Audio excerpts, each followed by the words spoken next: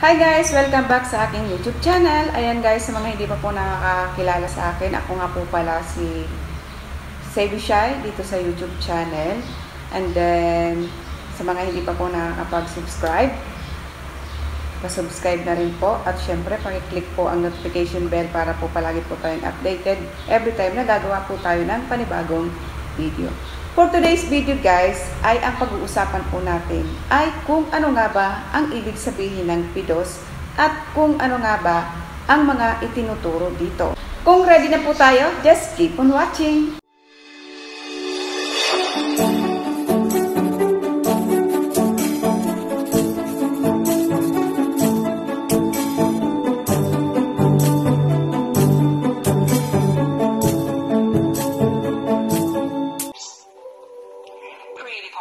Education program for all ready-to-leave OFWs.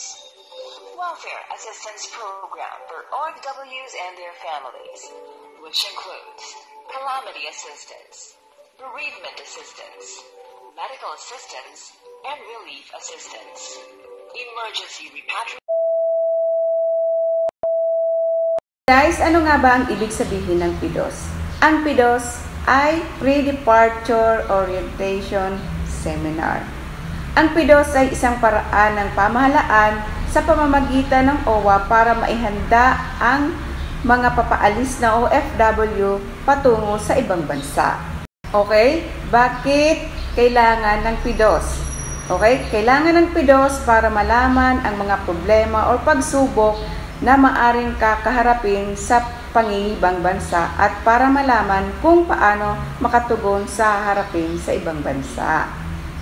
So, ano ang mga dinidiscuss pag ikaw ay nasa PDOS na? Okay guys, bibigyan ko po kayo ng tips kung ano ang mga dinidiscuss pag ikaw ay nasa PDOS na. So, number 1, syempre yung program and services of OFW, how to manage your money, travel tips, air procedures, and culture ng bansang pupuntahan. Then, mga bawal at hindi dapat gawin pagdating sa airport. So, ano nga ba yung mga bawal? Example po, na bawal dalhin sa airport ay yung mga fresh food. Then, yung mga vegetable plant at corned beef. So, ayan, sana po may natutunan po tayo dito sa konting turo ko. Ayan guys, sa mga magbibidos na, welcome po at good luck! So ayan guys, sana may natutunan po tayo sa video ito at ito po ay para lamang po sa mga first timer at wala pa pong idea kung ano nga ba ang PDOS. Ayan guys, at ito lamang po ay base lamang po sa aking experience.